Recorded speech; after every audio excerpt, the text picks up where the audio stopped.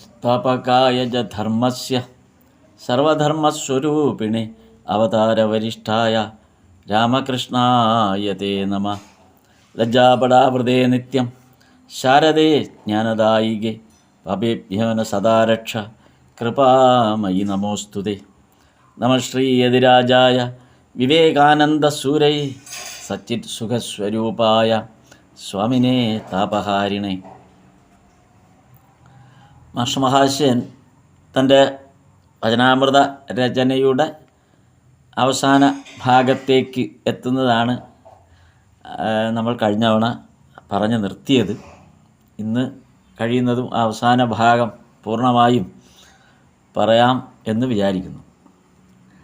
അതായത് 1932 അതാണ് അവസാന കഥാമൃതത്തിൻ്റെ അവസാന ഭാഗത്തേക്ക് വരുന്ന സന്ദർഭം. അതായത് ജനുവരി അവസാനത്തിലാണ് 1932 ജനുവരി അവസാനത്തിലാണ് 5ാം ഭാഗം എഴുതി പൂർത്തിയാക്കുന്നതിനേക്കായിട്ടുള്ള പ്രവർത്തനങ്ങൾ തുടങ്ങുന്നത്, അല്ലെങ്കിൽ ആ ഒരു ഘട്ടത്തിലേക്ക് എത്തുന്നത്, പൂർത്തിയാകുന്ന ഘട്ടത്തിലേക്ക്. അപ്പോൾ ഈ അവസാന ഭാഗത്ത് എഴുതുന്ന സന്ദർഭത്തിൽ അത് മാസ്റ്റർ മഹാശയൻ അല്ല, അത് പറഞ്ഞു കൊടുത്തിട്ട് എഴുതുന്ന രീതിയാണ് സ്വീകരിച്ചത്. മാസ്റ്റർ മഹാശയൻ ഇടയ്ക്കിടയ്ക്ക് എഴുതാൻ ബുദ്ധിമുട്ടുണ്ട്. പൂർണ്ണമായും അങ്ങനെ പറഞ്ഞു കൊടുത്തു എന്നല്ല, കുറേയൊക്കെ പറഞ്ഞു കൊടുത്തും എഴുതിക്കുന്ന ഒരു രീതിയായിരുന്നു. അപ്പോൾ അതിലേറ്റവും രസകരമായൊരു കാര്യം, ഈ പറഞ്ഞു കൊടുക്കുന്ന സന്ദർഭത്തിൽ കുറച്ച് പേർ ചുറ്റും കൂടും. അന്ന് കൂടെ ഉണ്ടായിരുന്ന കുറച്ച് പേർ, ചിലപ്പോൾ അവർ ബ്രഹ്മചാരികളായിരിക്കാം, അല്ലെങ്കിൽ അങ്ങനെയുള്ള ഭക്തന്മാരായിരിക്കാം, അങ്ങനെ ചിലർ, താല്പര്യമുള്ള ചിലർ, അവരൊക്കെ ചുറ്റും കൂടും. അപ്പോൾ അവർ ചുറ്റും കൂടുന്നത് എന്തിനെന്ന് വെച്ചാൽ, മാസ്റ്റർ മഹാശയൻ വചനാമൃതം അവസാന ഭാഗങ്ങൾ പറഞ്ഞു കൊടുക്കുകയാണല്ലോ. അപ്പോൾ ഇത് എഴുതുന്നതിന് മുമ്പ് കേൾക്കാൻ കഴിയുക എന്ന് പറയുന്ന താല്പര്യം, അങ്ങനെയാണ് അവർക്ക് അതിനകത്ത് സന്തോഷമുണ്ടായത്. കാര്യം ഇതൊരു ടെക്സ്റ്റായി മാറുന്നതിന് മുമ്പ്, എഴുതപ്പെടുന്നതിന് മുമ്പ് തന്നെ കഥാമൃതം കേൾക്കാൻ കഴിയുക, അതും മാസ്റ്റർ മഹാശയനിൽ നിന്ന് തന്നെ നേരിട്ട് ആ വാക്കുകൾ കേൾക്കാൻ കഴിയുക. അപ്പം അതൊരു വലിയ അനുഭവമായിട്ടാണ് അന്ന് കൂടെ ഉണ്ടായിരുന്നവർ പിന്നീട് സ്മരിക്കുന്നത്. അങ്ങനെ അവസാന ഭാഗത്തേക്ക് പതുക്കെ ആ കഥാമൃതത്തിൻ്റെ അവസാന ഭാഗത്തേക്ക് പോവുകയാണ്. ചിലപ്പോൾ അദ്ദേഹം രാത്രിയിൽ ഏതെങ്കിലും ഒരു സമയത്തായിരിക്കും പെട്ടെന്നുണരും. ഇപ്പോൾ കൃത്യസമയം എന്നൊന്നും ഇല്ല. ഇപ്പോൾ ഈ അവസാന ഭാഗത്തെത്തിയപ്പോൾ ഏത് സമയത്തും എഴുതാനുള്ള ആ താല്പര്യം, അല്ലെങ്കിൽ മനസ്സിലേക്ക് അതിൻ്റെ ഒരു ആവേശം വരുമ്പോൾ അപ്പോഴേ എഴുത്തു തുടങ്ങുകയാണ്. അപ്പോൾ ചിലപ്പോൾ രാത്രി പെട്ടെന്നായിരിക്കും ചാടി എഴുന്നേൽക്കുന്നത്. എന്നിട്ട് ഉണർന്ന് സമീപത്ത് ഇരിക്കുന്നവരെ വിളിച്ചുണർത്തിയിട്ട് പറയും, ഓംകാരത്തെക്കുറിച്ച് ആദ്യമായി ഞാൻ ആ തിരുമുഖത്ത് നിന്ന് കേട്ട വാക്കുകൾ ഇപ്പോൾ ഈ രാത്രിയുടെ നിശബ്ദതയിൽ എനിക്ക് കേൾക്കാം. ഓംകാരത്തെക്കുറിച്ച് ഞാൻ ആദ്യമായി കേട്ടത്, ശ്രീരാമകൃഷ്ണദേവനിൽ നിന്ന് മാസ്റ്റർ മഹാശയൻ ആദ്യമായി കേൾക്കുന്ന വാക്ക് അത് തന്നെയാണ്, ഓംകാരത്തെക്കുറിച്ചാണ്. ഓംകാരം സന്ധ്യയിൽ ലയിക്കുന്നു. നമ്മുടെ വചനാമൃതം 1ാം വോള്യത്തിൻ്റെ ആദ്യത്തെ പേജിൽ, അതായത് മാസ്റ്റർ മഹാശയൻ ദക്ഷിണേശ്വരത്ത് ആദ്യമായി വരുമ്പോൾ ആ മുറിയുടെ അകത്തേക്ക് നോക്കിക്കൊണ്ടിരിക്കുമ്പോൾ ഭഗവാൻ പറഞ്ഞ് വെളിയിൽ നിന്ന് കേട്ടിരുന്ന ആ ഭാഗം നമുക്ക് നല്ല ഓർമ്മയുണ്ട്. ആ ഭാഗത്ത് ഭഗവാൻ പറഞ്ഞു വരുന്നത് ആ ഓംകാരത്തിൻ്റെതാണ്. ഓംകാരം സന്ധ്യയിൽ ലയിക്കുന്നു എന്ന് പറയുന്ന ആ ഭാഗം. അപ്പോൾ ആ ഓംകാരത്തെക്കുറിച്ച് ആദ്യമായി ഞാൻ കേട്ട ആ തിരുമുഖത്ത് നിന്ന് തന്നെ ഇപ്പോൾ ഈ രാത്രിയുടെ നിശബ്ദതയിൽ, ഇതാ അവസാന ഭാഗത്തെത്താറായപ്പോൾ, ജീവിതത്തിൻ്റെയും അവസാന ഘട്ടത്തിലേക്ക് എത്താറായപ്പോൾ, അതേ വാക്കുകൾ ഭഗവാന്റെ അതേ സന്ദർഭത്തിൽ അതേ വാക്കുകൾ വീണ്ടും കേൾക്കുന്നു എന്ന് പറഞ്ഞാണ് മാസ്റ്റർ മഹാശയൻ രാത്രി ചാടി എഴുന്നേൽക്കുന്നത്. എന്നിട്ടാണ് കുറേ ഭാഗം പറഞ്ഞു കൊടുക്കും എഴുതാനായിട്ട്. പകൽ സമയത്ത്, അതായത് രാവിലെ എഴുന്നേറ്റാൽ എഴുന്നേൽക്കുമ്പോഴും പിന്നീട് വൈകിട്ടും ഒക്കെ ഇതേപോലെ ചുറ്റും നിൽക്കുന്നവരുമായി പ്രഭാഷണങ്ങൾ പതിവാണ്. കാരണം ആളുകൾ മാസ്റ്റർ മഹാശയനിൽ നിന്ന് കേൾക്കാനായിട്ട് ഭക്തന്മാരും ബ്രഹ്മചാരിമാരും ചില സന്യാസിമാരും എല്ലാം എപ്പോഴും കാതുകൂർപ്പിച്ച് അടുത്തുണ്ട്.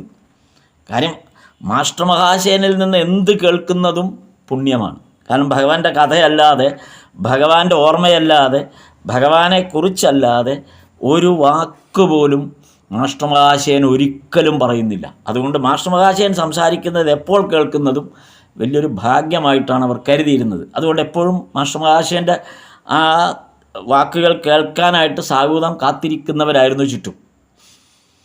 പിന്നെ ഭഗവാന്റെ ചിത്രത്തിന് മുമ്പിൽ ധ്യാനാവസ്ഥയിലിരിക്കും. ചിലപ്പോൾ പാതിയടഞ്ഞ കണ്ണുകൾ, സ്വർഗീയമായ ഒരു പ്രകാശത്താൽ തിളങ്ങുന്ന മുഖം. അദ്ദേഹം അപ്പോൾ ചില പാട്ടുകൾ പാടും. അടുത്ത് കൂടെ ഉണ്ടായിരുന്നവരുടെ ഓർമ്മകളാണിത്. അവസാനം 8 മാസത്തോളം കഥാമൃതത്തിൻ്റെ ആ അന്ത്യഭാഗങ്ങളിലേക്ക് കടക്കുമ്പോൾ അവസാനത്തെ 8 മാസം, അത് ജനുവരി, ഫെബ്രുവരി, മാർച്ച്, ഏപ്രിൽ, മെയ്, ജൂൺ, അങ്ങനെ അതുവരെ ആ ഒരു 8 മാസം, അവസാനത്തെ 8 മാസം, അതിൽ ആ ഭാഗത്തേക്ക് കടക്കുമ്പോഴേക്കും അതായത് 1900 അതായത് അതിൻ്റെ ഒരു വ്യത്യാസം എന്തെന്ന് വെച്ചാൽ, ഈ അവസാന ഭാഗത്ത് എഴുതുന്ന സന്ദർഭത്തിൽ അദ്ദേഹത്തിൻ്റെ കൈകളിലെ ഞരമ്പ് വേദന കൊണ്ട് അസഹ്യമായി തീരുമായിരുന്നു. എന്നിട്ട് ഠാക്കൂർബാഡിയിലെ അദ്ദേഹത്തിൻ്റെ മുറിയിൽ ആ ആരോഗ്യം വളരെ തകർന്ന അവസ്ഥയിൽ ആയിരുന്നു അദ്ദേഹം ഉണ്ടായിരുന്നത്. ഈ അവസാന നിമിഷങ്ങളിൽ ഠാക്കൂർബാഡിയിലെ അദ്ദേഹത്തിൻ്റെ മുറിയിൽ ആരോഗ്യമൊക്കെ വളരെ വളരെ ആരോഗ്യം തീരെ നശിച്ച അവസ്ഥയിൽ. പിന്നെ വേദന, അതായത് വലത്തെ കൈകളുടെ ഞരമ്പിന് വളരെ വേദന. കാര്യം എഴുതി കൈകളാകെ കുഴഞ്ഞ് ഞരമ്പിന് പിടുത്തം വന്ന് അങ്ങനെ ഞരമ്പിൻ്റെ വേദന അസഹ്യമാകുന്ന അവസ്ഥയിലാണ്. പാലാണ് കുടിക്കുക. സാധാരണ കട്ടിയുള്ള ഭക്ഷണമൊന്നും കഴിക്കാൻ നിവൃത്തിയില്ല, അതുകൊണ്ട് പാലാണ് കുടിക്കുക, അതുമാത്രം. പിന്നെ ഈ കൂടെ നിൽക്കുന്ന സഹായിയായിട്ട് നിൽക്കുന്ന ആരെങ്കിലും ഉണ്ടെങ്കിൽ അവരോട് ചിലപ്പോൾ ബ്രഹ്മചാരിമാരെ അപ്പോൾ ഉപ്പ് കിഴി ഇങ്ങനെ ഉണ്ടാക്കിയിട്ട് തുണിയിൽ ഉപ്പിട്ട് കിഴി ഉണ്ടാക്കിയിട്ട് മണ്ണെണ്ണ വിളക്കിൻ്റെ ആ മണ്ണെണ്ണ വിളക്കിൻ്റെ ചൂടത്താണ് അത് ഒന്ന് ചൂടാക്കും. ആ കിഴി ചൂടാക്കിയിട്ട് ഈ വലത്തെ കൈത്തോളിലും കൈമുട്ടിലുമൊക്കെ നല്ലോണം അമർത്തും. അവരെ കൊണ്ട് അമർത്തിക്കും, അത് മാസേജ് ചെയ്യുന്ന പോലെ അമർത്തിക്കും, അങ്ങനെ തിരുമും. ഇതൊക്കെ ഭക്തന്മാരുടെ ജോലിയാണ്, കൂടെയുള്ളവരുടെ. അപ്പോൾ ഇതൊക്കെ ചെയ്യാനായിട്ട് ആളുകൾ വളരെ വളരെ താല്പര്യത്തോടു കൂടി കൂടെ ഉണ്ട്. ഈ അത്താഴത്തിന് മുന്നാണ് ഇതൊക്കെ ചെയ്യുക. അത്താഴത്തിന് മുൻപായിട്ടാണ് ഇതെല്ലാം ചെയ്യുക. രാത്രി, അതായത് കാരണം എന്ന് വെച്ച് കഴിഞ്ഞാൽ ഈ രാത്രി കിടക്കുമ്പോഴാണ് ഈ വേദന അസഹ്യമാകുന്നത്. എഴുതാനിരിക്കുമ്പോഴാണ് വേദന കൂടിക്കൂടി വരും.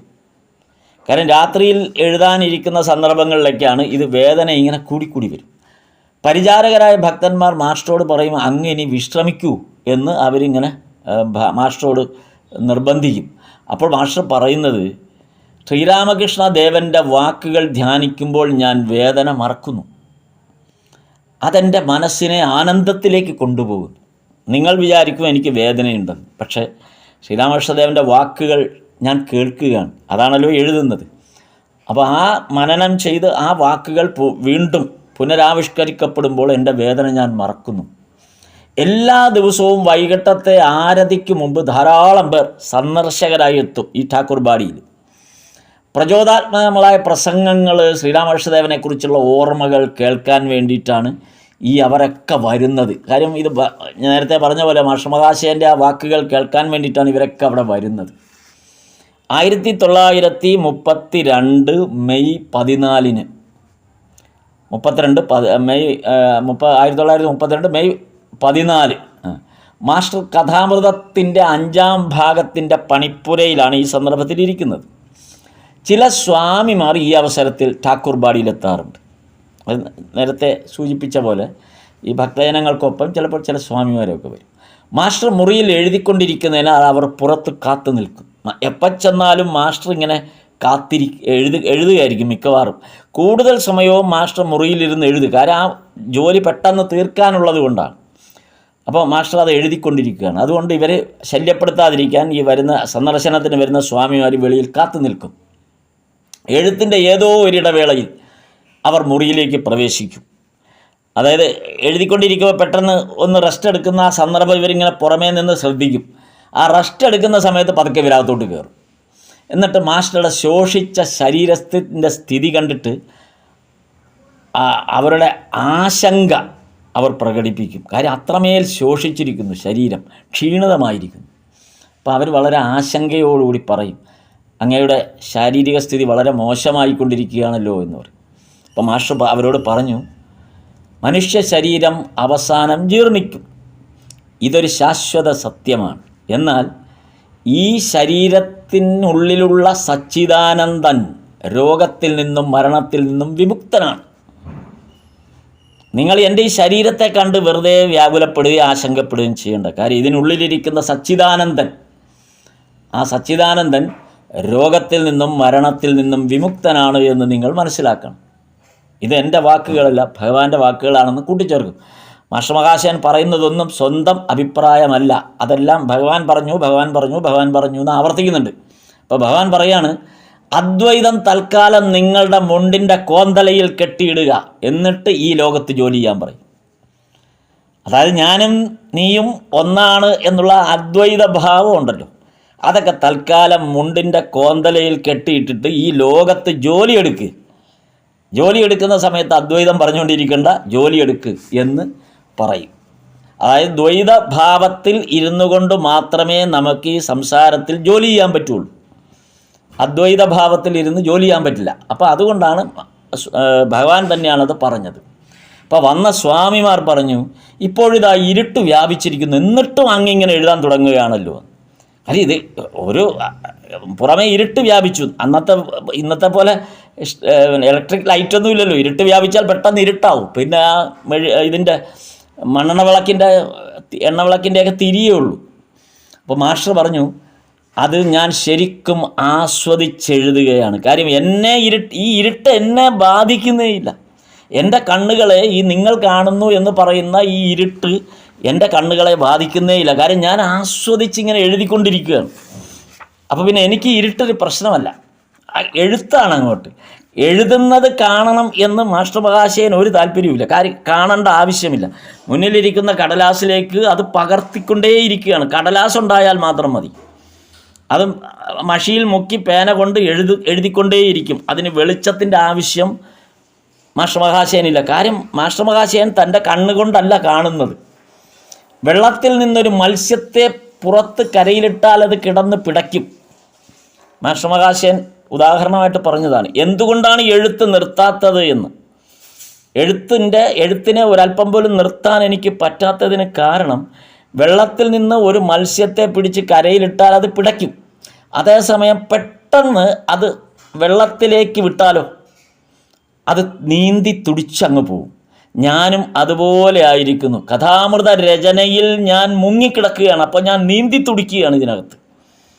കഥാമൃത രചനയിൽ ഞാൻ നീന്തി തുടിക്കുകയാണ്. എന്നെ ഇതിൽ നിന്ന് മാറ്റി നിർത്തി പുറത്തേക്ക് നിർത്തിയാൽ എൻ്റെ ശ്വാസം മുട്ടും, കരക്കിട്ട മത്സ്യത്തെ പോലെയാകും എന്ന് ഉദാഹരണത്തോടു കൂടിയാണ് മാസ്റ്റർ മഹാശയൻ അത് പറയുന്നത്. 1932 മെയ് 15 ഠാക്കൂർ ബാഡിയിൽ ഇങ്ങനെ പെയിൻ്റ് അടിക്കുന്ന പരിപാടി നടക്കുക. മെയ് 15 ഠാക്കൂർ ബാഡിയിൽ നിറച്ച് നല്ല വെള്ളയടിക്കുക, പെയിൻ്റ് അടിക്കുക, അങ്ങനെ ആ വീട് ഠാക്കൂർ ബാഡി മോടി പിടിപ്പിക്കുന്ന പരിപാടിയാണ്. മാസ്റ്ററാണ് മേൽനോട്ടം വഹിക്കുന്നത്.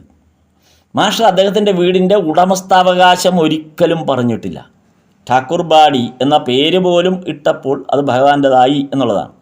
ആ വീടിൻ്റെ ഉടമസ്ഥാവകാശം മാസ്റ്റർ മഹാശയൻ ഒരിക്കലും പറഞ്ഞിട്ടുമില്ല.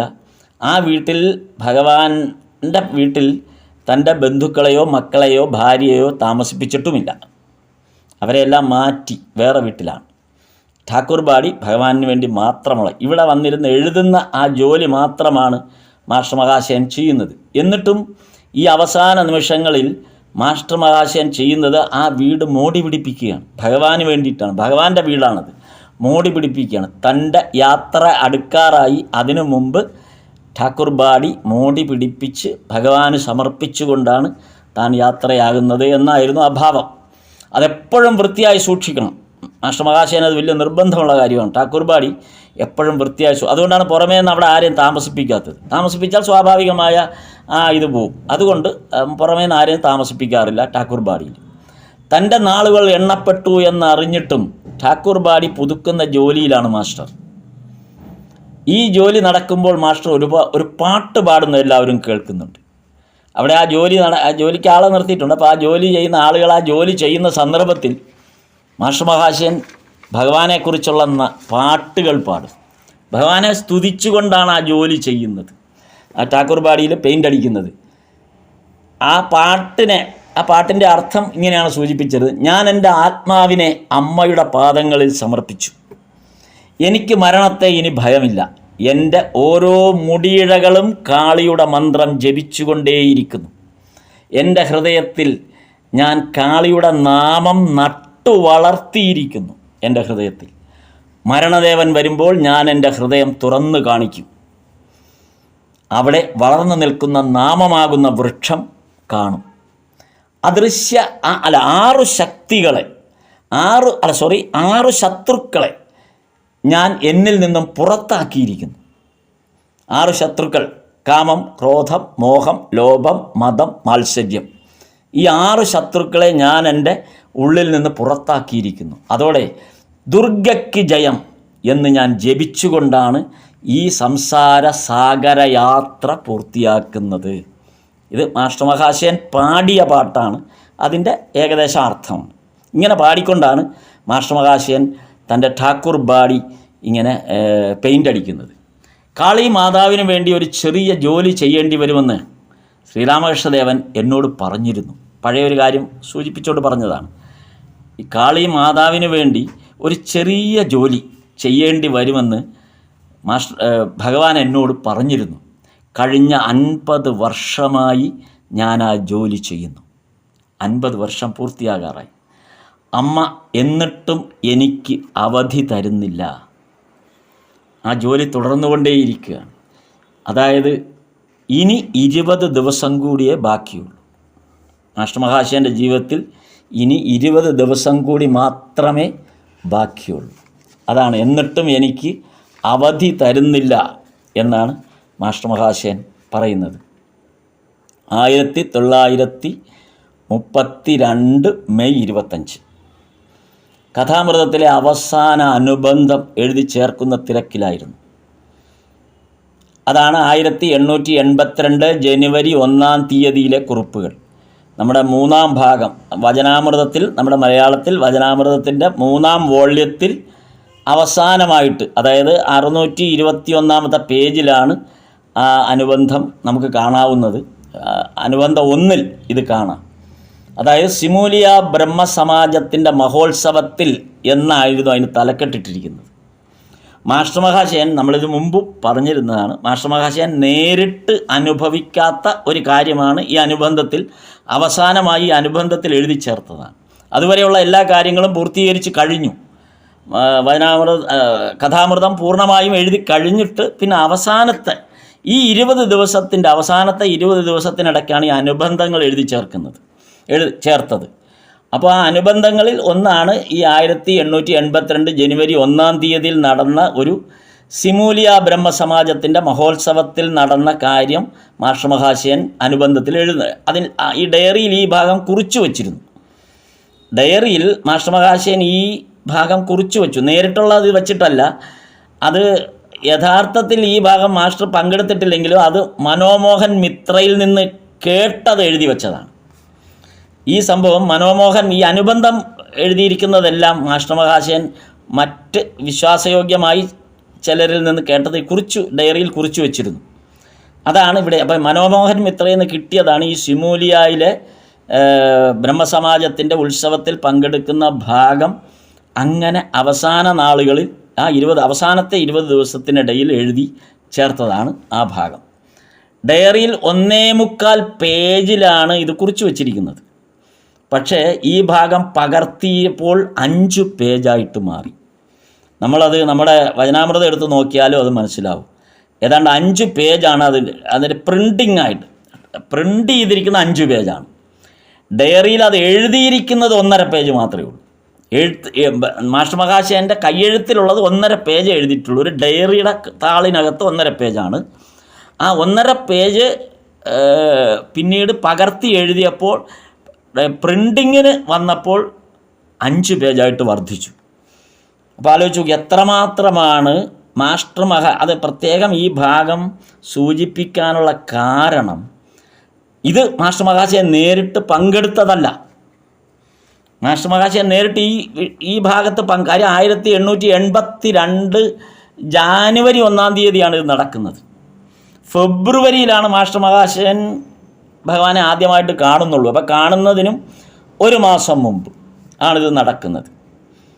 എന്നിട്ട് അപ്പോൾ സ്വയം നേരിട്ട് അനുഭവമില്ലാത്ത കേൾക്കാത്ത അല്ലെങ്കിൽ സ്വയം ഉൾക്കൊള്ളാത്ത ഒരു കാര്യത്തെ മറ്റൊരാളിൽ നിന്ന് കേട്ടത് കുറിച്ചു വച്ചത് പിന്നീട് ഈ അവസാന കാലം മരിക്കുന്നതിന് 20 ദിവസത്തിനിടയ്ക്ക് മാത്രം ഈ ഭാഗം കൂടെ അനുബന്ധമായി എഴുതി ചേർക്കാനായിട്ട് മാസ്റ്റർ മഹാശയൻ ശ്രമിക്കുമ്പോൾ അന്ന് ഡയറിയുടെ 1.5 പേജിലിരുന്ന അത്രയും എഴുത്ത് പ്രിൻ്റ് മാറ്റർ നമുക്ക് മലയാളത്തിൻ്റെ പ്രിൻ്റ് മാറ്റർ പോലും 5 പേജുണ്ട്. ഏതാണ്ട് ബംഗാളിയാണെങ്കിലും അതൊക്കെ തന്നെ, ഇംഗ്ലീഷാണെങ്കിലും അത്രയും തന്നെയൊക്കെ വരും. അപ്പോൾ അത്രയും വിപുലമാക്കിയിരിക്കുകയാണ്.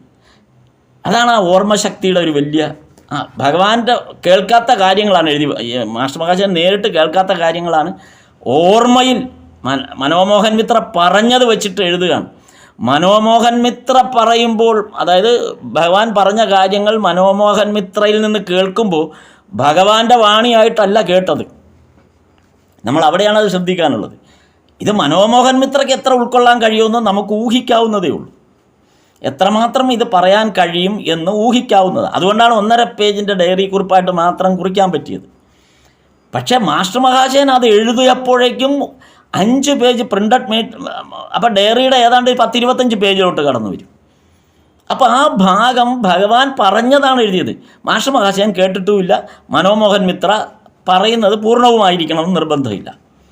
എന്നിട്ടും അതിൻ്റെ പൂർണ്ണ രൂപത്തിൽ മാസ്റ്റർ മഹാശയൻ എഴുതാൻ കഴിഞ്ഞു എന്ന് പറയുമ്പോഴാണ് ആ രചനയുടെ അത്ഭുതം നമുക്ക് മനസ്സിലാവുന്നത്. അതെത്ര ആലോചിച്ചാലും നമുക്ക് ആ അത്ഭുതം നമുക്ക് ഉൾക്കൊള്ളാൻ പറ്റില്ല. അത്രമേൽ അത്ഭുതകരമാണ് ആ അവസ്ഥ. എന്നിട്ട് പെട്ടെന്നാണ് ഈ അനുബന്ധം എഴുതിക്കൊണ്ടിരിക്കുമ്പോഴാണ് പെട്ടെന്ന് കൈ അങ്ങ് വല്ലാതെ വേദനിച്ചു. എന്നിട്ട് അദ്ദേഹം കട്ടിലിൽ കയറി കിടന്നു. കൂടെ ഉണ്ടായിരുന്ന നിത്യാത്മാനന്ദ സ്വാമി ആണ് ഈ ഭാഗങ്ങളെല്ലാം പിന്നീട് ഉത്ബോധനലോ ഒക്കെ പകർത്തി പിന്നീട് ഇത് എഴുതപ്പെട്ടതാണ്. ഈ നിത്യാത്മാനന്ദ സ്വാമിയുടെ അനുഭവത്തെ പിന്നീട് അദ്ദേഹം എഴുതിയതിൽ നിന്നാണ് ഇതെടുത്തിട്ടുള്ളത്. അപ്പോൾ നിത്യാത്മാനന്ദ സ്വാമിയാണ് കൂടെ ഉണ്ടായിരുന്നത്. അപ്പോൾ അദ്ദേഹം ഒരു കഷ്ണം കൽക്കണ്ടവും വെള്ളവും കൊടുത്തു. അല്പം ആശ്വാസം വന്നപ്പോഴേക്കും ഠാക്കൂർ ബാടിയുടെ മുകളിലത്തെ ടെറസിലേക്ക് മാസ്റ്റർ മഹാശയൻ എഴുന്നേറ്റ് പോയി. എന്നിട്ട് ടെറസിൽ ചെന്നിട്ട് അവിടെ ഭക്തന്മാരിയ്ക്കുന്നുണ്ട്. അപ്പോൾ ഭക്തന്മാരുമായിട്ട് കൂടിക്കാഴ്ച നടത്തി. അന്ന് അത്താഴം കഴിക്കുമ്പോൾ രാത്രി 9:30 മണിയായി അന്നത്തെ അത്താഴം. അപ്പോൾ 2 ഇടത്തായിട്ടാണ് മാസ്റ്റർ ഈ സന്ദർഭങ്ങളിൽ താമസിച്ചിരുന്നത്. ഠാക്കൂർ ബാടിയിൽ കുടുംബത്തെ താമസിപ്പിക്കില്ല. ഭാര്യയെ മക്കളുടെ മക്കളെ ഒന്നും ഠാക്കൂർ ബാടിയിൽ താമസിപ്പിക്കുന്നില്ല. 2 ഇടത്തായിട്ടാണ് മാസ്റ്റർ മഹാശയൻ. അപ്പോൾ എഴുതുന്ന ആവശ്യത്തിന് വേണ്ടിയിട്ടാണ് മാസ്റ്റർ മഹാശയൻ ഠാക്കൂർ ബാടിയിൽ വരുന്നതും. എഴുത്തും ധ്യാനവും എല്ലാം അവിടെ തന്നെയാണ്. കഷ്ടിച്ച് ചിലപ്പോൾ ഭക്ഷണം കഴിക്കാൻ വേണ്ടി മാത്രം 1-2 തവണ മക്കളുടെ അടുത്തേക്കും ഭാര്യയുടെ അടുത്തേക്കും പോകും. അത് അവർ താമസിക്കുന്നത് അമേഴ്സ്റ്റൺ തെരുവിലെ മോർട്ടൺ സ്കൂളിലാണ്. നമുക്കറിയാം മോർട്ടൺ സ്കൂളിൻ്റെ ആ കെട്ടിടം, ആ മോർട്ടൺ സ്കൂൾ തന്നെ മാസ്റ്റർ മഹാശയൻ വാങ്ങിക്കഴിഞ്ഞു, സ്വന്തമാക്കിയിരുന്നു. അപ്പോൾ ആ മോർട്ടൺ സ്കൂളിൻ്റെ മോർട്ടൺ ഇൻസ്റ്റിറ്റ്യൂട്ട്, അതിന് 4 നിലയുള്ള വലിയ ഭീമാകാരമായ അന്നത്തെ കാലത്തെ ഏറ്റവും വലിയ ഒരു ബിൽഡിങ്ങായിരുന്നു. 4 നിലയിലുള്ള ബിൽഡിംഗ് ആയിരുന്നത്. ഈ 4 നിലയിലുള്ള ബിൽഡിങ്ങിൻ്റെ 4ാമത്തെ നിലയിലാണ് മാസ്റ്റർ മഹാശയൻ അവിടെ പോകുമ്പോൾ താമസിക്കുക. 3ാമത്തെ നിലയിലാണ് കുടുംബം താമസിക്കുന്നത്. ഭാര്യയും മക്കളും മക്കളുടെ മക്കളും ഒക്കെ താമസിക്കുന്നത് 3ാമത്തെ നിലയിലാണ്. അപ്പോൾ ഈ ചൗധരി ലൈനിലാണ് നമ്മുടെ ഠാക്കൂർ ബാടി. ചൗധരി ലൈനിലാണ് ഈ കുടുംബ വീടായ ഠാക്കൂർ ബാടി ഇരിക്കുന്നത്. മറ്റേത് ആമേഷ്ടൻ തെരുവിലാണ്. ഇത് ചൗധരി ലൈനിലാണ് ഈ ഠാക്കൂർ ബാടി ഉള്ളത്. അവിടെ സ്വന്തമായിട്ടാണ് മാസ്റ്റർ മഹാശയൻ ഭക്ഷണം വെക്കുന്നത്. അതിനാരെയും അവിടെ സഹായത്തിനൊന്നും ആരെയും നിർത്തിയിട്ടില്ല. സ്വന്തമായി ഭക്ഷണം പാകം ചെയ്ത് അങ്ങനെയാണ് കഴിക്കുക. അപ്പോൾ കഴിക്കുന്നത് ഒരു ഉരുളക്കിഴങ്ങ് വേവിക്കും, മുഴുവനുള്ള ഒരു ഉരുളക്കിഴങ്ങ് വേവിക്കും. പിന്നെ പരിപ്പ് വേവിച്ച് വെക്കും. അതിൽ ഈ മഞ്ഞളിട്ട് കലക്കിയിട്ട് മഞ്ഞളും ഉപ്പും കലക്കിയിട്ട് പരിപ്പ് വെറുതെ വേവിച്ച് വെക്കും. പിന്നെ അരിയും പാലും പഞ്ചസാരയും കൂടെ ചേർത്തൊരു പായസം, അത് നിവേദിക്കാൻ വേണ്ടിയിട്ടാണ്.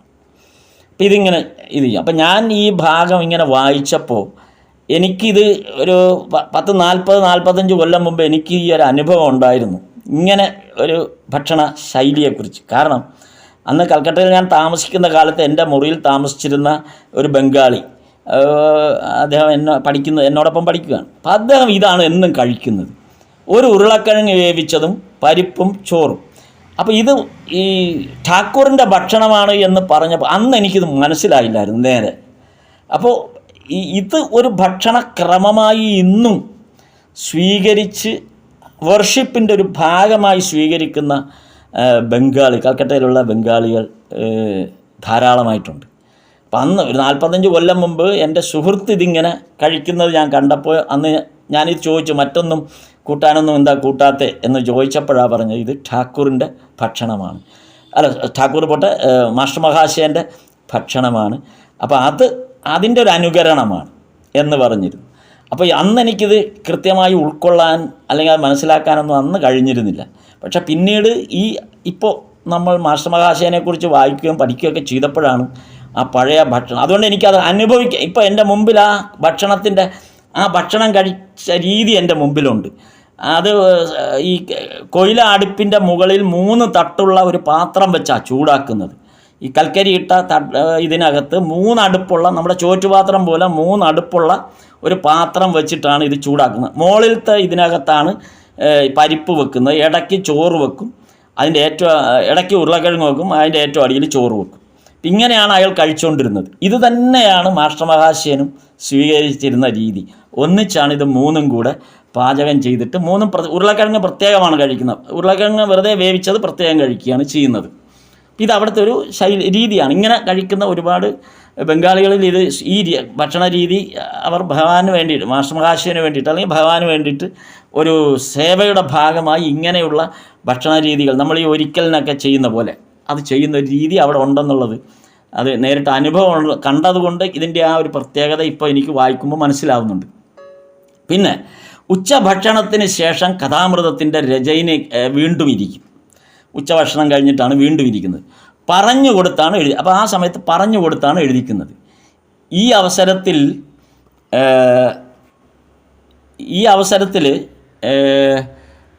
മാസ്റ്റർ പറയുന്ന ഒരു കാര്യമുണ്ട്.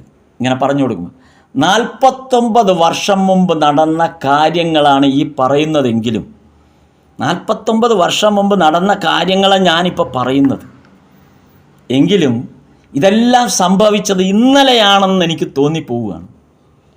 അത്ര ആഴത്തിലാണ് ഈ സംഭവങ്ങൾ മനസ്സിലുറച്ചിരിക്കുന്നത്. 49 കൊല്ലം മുമ്പ് നടന്ന സംഭവങ്ങൾ ഇപ്പോൾ പറഞ്ഞു കൊടുക്കുമ്പോൾ അത് ഇന്നലെ നടന്ന പോലെ തോന്നുന്നു എന്നാണ് മാസ്റ്റർ മഹാശയൻ ഇതിനകത്ത് പറഞ്ഞത്.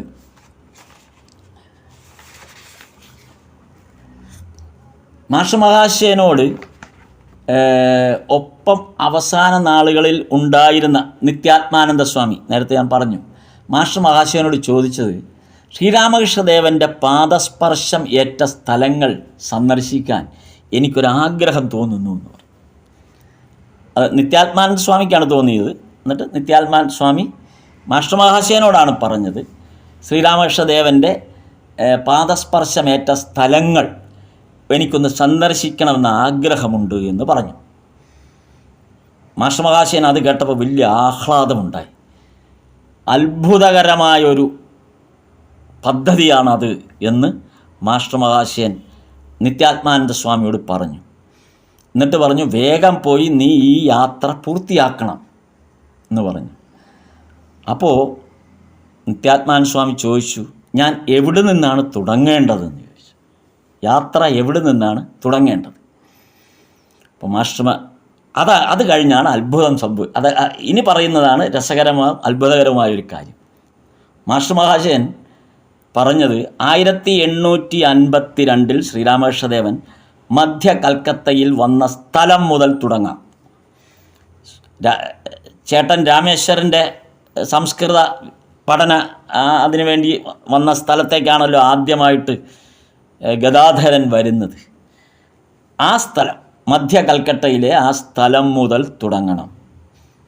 എന്നിട്ട് മാസ്റ്റർ മഹാശയൻ ഒറ്റ ശ്വാസത്തിൽ പറഞ്ഞത് 85 സ്ഥലങ്ങളുടെ പേരാണ്. ഓർഡറിൽ, ഒട്ടും ഓർഡർ തെറ്റാതെ 85 സ്ഥലങ്ങളുടെ പേര് ഓർഡർ തെറ്റാതെയാണ് പറഞ്ഞത്. നിത്യാനന്ദ സ്വാമി പറഞ്ഞതാണത്. നോക്കൂ, എത്ര ശക്തമായ ഓർമ്മ. ഒരു ഭാഗം പോലും തെറ്റുന്നില്ല.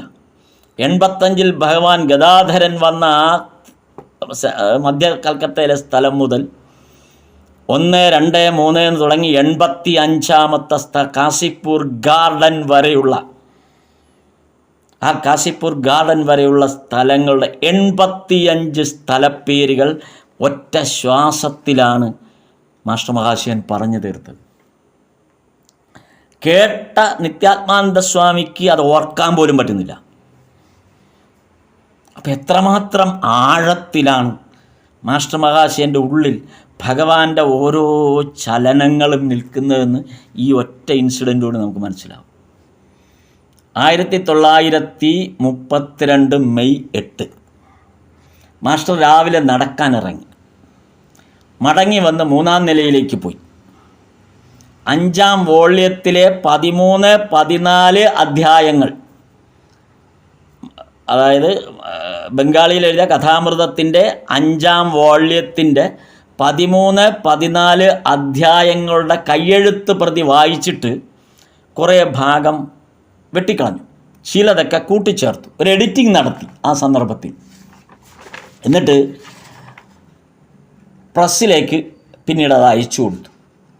ഈ കാലങ്ങളിൽ രാത്രി 1 മണിക്ക് മാസ്റ്ററുടെ മുറിയിൽ മണ്ണെണ്ണ വിളക്കിങ്ങനെ പ്രകാശിച്ചു കൊണ്ടിരിക്കുന്നത് പലരും കണ്ടിട്ടുണ്ട്. ഈ സന്ദർഭങ്ങളിലെല്ലാം അത് പ്രൂഫ്, എഴുത്ത് ഏതാണ്ട് പൂർത്തിയായി, ഇപ്പം പ്രൂഫ് വായന നടന്നുകൊണ്ടിരിക്കുകയാണ്. എഴുതിയത് ഒന്നുകൂടെ, ആ എഴുതിയ ഭാഗങ്ങൾ ഒന്നുകൂടെ, അത് പ്രൂഫല്ല, എഴുതിയ ഭാഗങ്ങളുടെ ആവർത്തന വായന. പ്രൂഫ് എന്ന് പറയുമ്പോൾ അത് പ്രിൻ്റ് ചെയ്തതിൻ്റെ ഭാഗം, ഇത് പ്രിൻ്റ് ചെയ്ത ഭാഗമല്ല, എഴുതിയതിൽ ഒന്നുകൂടെ ആവർത്തിച്ച് അതിൻ്റെ തെറ്റുതൽ തിരുത്താനോ എഡിറ്റ് ചെയ്യുന്നതിനോ വേണ്ടിയിട്ടുള്ള ആവർത്തന വായനയാണ് കണ്ടുകൊണ്ടിരുന്നത്. അപ്പോൾ ഈ കൂടെ ഉണ്ടായിരുന്നവരൊന്നും അങ്ങ് വളരെ കഷ്ടപ്പെടുകയാണ്. അപ്പോൾ അങ്ങനെ പറഞ്ഞവരോട് മാസ്റ്റർ പറഞ്ഞ ഒരു മറുപടി, ഭഗവാന്റെ ഈ സന്ദേശങ്ങൾ വായിച്ച് എന്തുകൊണ്ടാണ് ഞാൻ ഇങ്ങനെ ആവർത്തിച്ചത് വായിച്ച് അത് കൃത്യത വരുത്തുന്നത് എന്നുള്ളത്, ഭഗവാന്റെ ഈ സന്ദേശങ്ങൾ വായിച്ചു ഭാവിയിൽ എത്രയെത്ര ആളുകൾ ആശ്വാസം കൊള്ളും. ഈ ശരീരം അതിൻ്റെ അന്ത്യം സ്വാഭാവികമായി സ്വീകരിക്കും. എന്നാൽ മറ്റുള്ളവർക്ക് സമാധാനം പകരാൻ ഈ വാക്കുകൾ ഉപകരിക്കും. ലോകത്ത് ജീവിക്കുന്നത് എത്രമാത്രം വേദനാജനകമാണെന്ന് ഞാൻ അറിഞ്ഞിട്ടുണ്ട്. ആ വേദനയെല്ലാം ഞാൻ ഇത് എഴുതിയുന്ന ഓരോ സന്ദർഭത്തിലും ഞാൻ മറക്കുകയാണ്. അപ്പോൾ ഇനി വരുന്ന കാലഘട്ടത്തിൽ ഇനി വരുന്നവർ ഇത് വായിക്കുന്നവർക്ക് ഒരു തെറ്റുപോലും സംഭവിക്കാൻ പാടില്ല വായനയിൽ. അപ്പോൾ ഞാൻ എൻ്റെ വളരെ ശ്രദ്ധയോടുകൂടി വേണം ഇതിൻ്റെ ഓരോ വാക്കും വരികളും എഴുതി വെക്കാൻ. അത്രമാത്രമാണ്. കാരണം ഇത് ഒരു സാധാരണ കഥയല്ല, സാധാരണ സംഭാഷണമല്ല, ഭഗവത് വാണി നേരിട്ട് പകർത്തപ്പെടുന്നതാണ്. അതുകൊണ്ട് അതിന് അല്പം പോലും ഒരു പിഴ പോലും വരരുത്. അതുകൊണ്ടാണ് ഈ നോക്കൂ, എഴുന്നേറ്റിരിക്കാൻ ബുദ്ധിമുട്ടുണ്ട്, കയ്യിലെ വേദന സഹിക്കാൻ വയ്യ, ശാരീരികമായ ക്ലേശം വളരെയധികമുണ്ട്. എന്നിട്ടും ഈ സന്ദർഭത്തിൽ ആ തിരുത്തുകൾ വരുത്താനും അതിലൊരു തെറ്റ് പോലും വരാതിരിക്കാൻ ആവർത്തിച്ച് വായിക്കുന്നു. നമ്മൾ ഇത് മനസ്സിലാക്കേണ്ടത്, നമ്മളിത് വായിക്കുമ്പോൾ മാസ്റ്റർ മഹാശയൻ ഈ അനുഭവിച്ച വേദന മുഴുവനും മനസ്സിൽ ഉൾക്കൊണ്ടുകൊണ്ട് വേണം നമ്മൾ ഈ വചനാമൃതം വായിക്കാൻ. വചനാമൃതത്തിനെ നമ്മൾ അത്രയും ഗൗരവത്തോടെ കാണണം. ഒരു മനുഷ്യൻ ഒരു ജീവിതകാലം മുഴുവൻ ഉരുക്കഴിച്ചെഴുതിയുണ്ടാക്കിയതാണ് നമുക്ക് വേണ്ടി. നമ്മുടെ ജീവിതം കൂടുതൽ സാർത്ഥകമാകാനും ഈശ്വരാധീനത്തോട് മുന്നോട്ട് പോകാനും ഈശ്വര അനുഗ്രഹമുണ്ടാകാനും വേണ്ടി ഒരു മനുഷ്യൻ തൻ്റെ ജീവിതം മുഴുവൻ ഉരുക്കഴിച്ചെഴുതി ഉണ്ടാക്കിയതാണ് കഷ്ടപ്പെട്ട്. എന്തെങ്കിലും ഒരെണ്ണം അടിച്ച് പ്രിൻ്റ് ചെയ്തതല്ല ഇത്, എങ്ങനെയെങ്കിലും അടിച്ച് പ്രിൻ്റ് ചെയ്തതുമല്ല. പിന്നീട് തിരുത്താനോ പിന്നീട് ഒരു തരത്തിൽ മാറ്റങ്ങൾ വരുത്താനോ ലോകത്താർക്കും സാധ്യമാകാത്ത വിധം അത്ര കൃത്യതയോടുകൂടി എഴുതപ്പെട്ടത്. അപ്പോൾ ആ വരികൾ വായിക്കുമ്പോൾ, അത് ഏത് ഭാഷയിലും ആയിക്കോട്ടെ, ആ വരികൾ വായിക്കുമ്പോൾ നമ്മൾ ഉൾക്കൊള്ളേണ്ട സീരിയസ്നെസ്, ആ ഗൗരവം ആ എഴുത്തിന് കൊടുക്കണം നമ്മൾ. 1932 ജൂൺ 3 രാവിലെ മാസ്റ്റർ ഠാക്കൂർ ബാടിയിൽ നിന്ന് മോർട്ടൺ സ്കൂളിലെ ബിൽഡിങ്ങിലെ താമസിക്കുന്ന, അതായത് കുടുംബം താമസിക്കുന്ന ആ വീട്ടിലേക്ക്, മോർട്ടൺ സ്കൂളിലെ ബിൽഡിങ്ങിലേക്ക് പോയി. രാവിലെ തന്നെ പോയി. എന്നിട്ട് കുറച്ച് സമയം അവിടെ ചെലവഴിച്ച ശേഷം മടങ്ങി ഠാക്കൂർ ബാടിയിലേക്ക് വന്നു. രാവിലെയാണ് അന്ന് പോയിട്ട്, ഇങ്ങനെ ഏതെങ്കിലും ഒരു സമയത്ത് പോകുന്നു, എന്നിട്ട് മടങ്ങി വരുന്നു.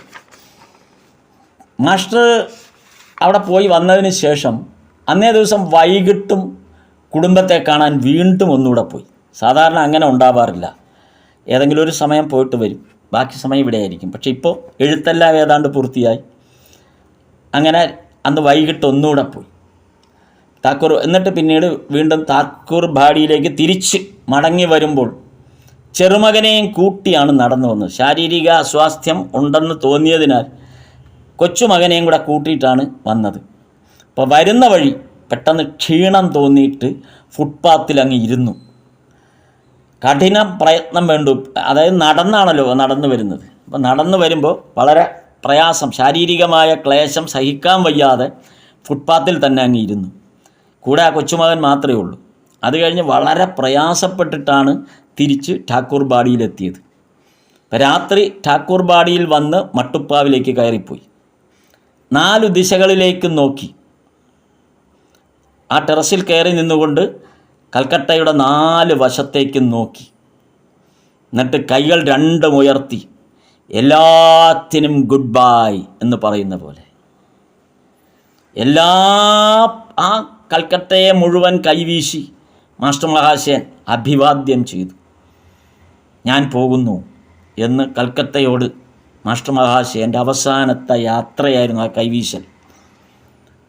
അപ്പോൾ താഴെ ആ കൈവീശി അദ്ദേഹം ഇങ്ങനെ 4 പാടും നോക്കുമ്പോൾ ഠാക്കൂർ ബാടിയുടെ കുറച്ച് താഴെ ദൂരെ ഒരു വീട്ടിൽ കല്യാണമേളം നടക്കുകയാണ് രാത്രി. ആ വീട്ടിൽ നിറച്ച് വിളക്കുകളെല്ലാം കൊളുത്തി പാട്ടുകളൊക്കെ വെച്ച് അതിസന്തോഷകരമായൊരു അന്തരീക്ഷം അവിടെ ഉണ്ട്. ആ പാട്ടും ആ ശബ്ദങ്ങളുമൊക്കെ കുറേശ്ശം ഈ ഠാക്കൂർ ബാടിയുടെ മുകളിൽ കേൾക്കാം. മാസ്റ്റർ മഹാശയൻ അങ്ങനെ ഓരോ കാഴ്ചയും തൻ്റെ കണ്ണിന് ദർശിക്കാൻ കഴിയുന്ന കൽക്കട്ടയുടെ ആ മട്ടുപ്പാവിൽ നിന്ന് 4 വശവും കറങ്ങിയാൽ കാണാവുന്ന കാഴ്ചകൾ ഓരോന്നോരോന്നായിട്ട് ആസ്വദിക്കുകയായിരുന്നു. അവസാന കാഴ്ച കൽക്കട്ടയെക്കുറിച്ചുള്ള, കൽക്കട്ട എന്ന നഗരത്തെ മാസ്റ്റർ മഹാശയൻ അവസാനമായി കാണുക. ഇനി ഒരിക്കലും ഈ കൽക്കട്ടയെ മാസ്റ്റർ മഹാശയൻ കാണാനുണ്ടാവില്ല എന്നറിഞ്ഞുകൊണ്ട് തന്നെ. എന്നിട്ട് രാത്രി 9:30 തൻ്റെ അവസാനത്തെ അത്താഴത്തിന് വേണ്ടി ഇരിക്കുകയാണ്. അവസാനത്തെ അത്താഴം കഴിക്കുകയാണ്. മാസ്റ്റർ മഹാശയൻ എല്ലാം അറിഞ്ഞുകൊണ്ടാണ്, അല്ലാതെ അതുകൊണ്ടാണ് ഈ യാത്ര പറച്ചിലൊക്കെ നടന്നത്. അങ്ങനെ രാത്രി 9:30 അവസാനത്തെ അത്താഴം. അന്ന് പഞ്ചാബി ബ്രെഡും പാലും കുറച്ച് പച്ചക്കറിയും മാത്രമാണ് കഴിച്ചത് രാത്രി 9:30. എന്നിട്ട് കൂടെ ഉണ്ടായിരുന്ന ആളോട് പറഞ്ഞു മണ്ണെണ്ണ വിളക്ക് തെളിക്കാൻ. എന്തിനാണെന്നറിയാമോ? ഒന്നുകൂടെ ഒന്ന് വായിച്ചു നോക്കട്ടെ എന്ന്. നോക്കൂ, എല്ലാം വായിച്ച് പൂർത്തിയാക്കി ഭദ്രമാക്കി പ്രിൻറ്റിങ്ങിന് അയക്കാനുള്ള എല്ലാ സംവിധാനവും ഏൽപ്പിച്ചതാണ്. അവസാന രാത്രിയിൽ ഞാൻ ഒന്നുകൂടെ വായിച്ചോട്ടെ എന്ന്, കഴിയുന്നിടത്തോളം ഞാൻ ഒന്നുകൂടെ വായിക്കട്ടെ എന്ന്. അങ്ങനെ രാത്രി 12 മണി വരെ വായന തുടർന്നു. നോക്കൂ, എത്രമാത്രമാണ് ഡെഡിക്കേറ്റഡ് ആയിട്ടാണ് മാസ്റ്റർ മഹാശയൻ. അതാണ് നമ്മൾ ദിവസവും വായിക്കുന്നത്. എന്നിട്ട് രാത്രി 12 മണി കഴിയുമ്പോൾ ഉപ്പ് കിഴിയിട്ട് കൈക്ക് ചൂട് പിടിച്ചു. തറയിൽ ചുവരിൽ ചാരി ക്ഷീണിതനായി ഇരുന്നു പോയി. തറയിലേക്ക് ചാരി അങ്ങ് കിടന്നു. ഈ തൂണിലേക്ക് ചാരിയിട്ട്, ചുവരിലേക്ക് ചാരിയിട്ട് അവശനായിട്ടിരുന്നു. അതോടെ നല്ല പോലെ അങ്ങ് വിയർത്തു. രാത്രി 12 മണിക്ക് വീണ്ടും രാത്രി അത് കഴിഞ്ഞിട്ട് ഈ ക്ഷീണിതമായി കിടക്കുന്നത് കണ്ടിട്ട് കൂടെ ഉണ്ടായിരുന്ന ഒരു ഭക്തൻ വേഗം ആരെങ്കിലും വിളിക്കാനായിട്ട്, പ്രത്യേകിച്ച് മകൻ പ്രഭാസിനെ വിളിക്കാനായിട്ട് ആളയച്ചു. അങ്ങനെ മോർട്ടൺ സ്കൂളിലേക്ക് ആളെ വിട്ടു. ഒരു തോന്നുന്നു. എത്രയും പെട്ടെന്ന് എല്ലാവരും വരാൻ പറഞ്ഞുകൊണ്ട് കൂടെ ഉണ്ടായിരുന്ന ഭക്തൻ അയച്ചു.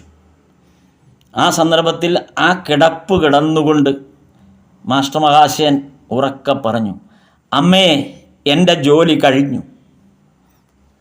ഇത്രയും പറഞ്ഞുകൊണ്ടാണ് മാസ്റ്റർ മഹാശയൻ പതുക്കെ ചാരിയിരുന്നത്. ഭഗവാനെ, അമ്മേ, എന്നെ അവിടുത്തെ കൈകളിലേക്ക് എടുക്കണേ എന്നിങ്ങനെ ആവർത്തിച്ച് ആ ചുണ്ടുകൾ കൊണ്ട് പറഞ്ഞു. അങ്ങനെ അവിടെ കിടന്നു. വെളുപ്പിനെ 4 മണിക്ക് ഡോക്ടർ വന്നു. എല്ലാവരും കൂടെ നിൽക്കുന്നുണ്ട്. 5 മണിയായപ്പോൾ ഭാര്യ നികുഞ്ചാദേവിയും വന്നു. 5:15 1932 ജൂൺ 4 വെളുപ്പിനെ 5:15 ആകുന്നു. ശ്വസിക്കാൻ ബുദ്ധിമുട്ട് അനുഭവപ്പെടുന്നുണ്ടായിരുന്നു അപ്പോൾ.